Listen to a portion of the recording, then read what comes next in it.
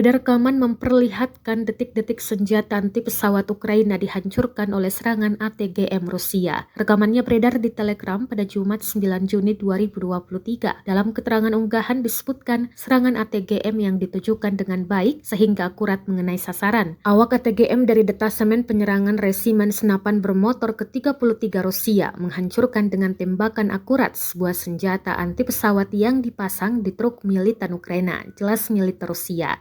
Sebelumnya, senjata ini dipakai menembaki posisi pasukan Rusia. Ledakan tampak jelas dalam rekaman drone Rusia, dan diketahui invasi ini dimulai sejak Presiden Rusia Vladimir Putin memerintahkan pasukan militernya untuk meluncurkan serangan berskala penuh ke Ukraina pada 24 Februari 2022. Konflik antara negara bertetangga tersebut sampai saat ini masih berlanjut dan belum tampak akan segera berakhir.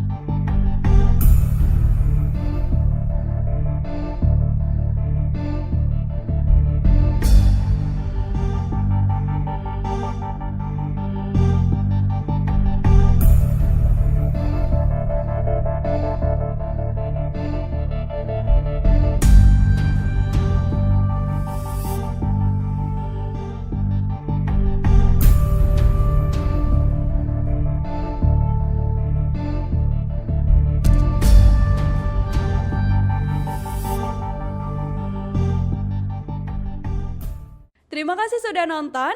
Jangan lupa like, subscribe, dan share ya.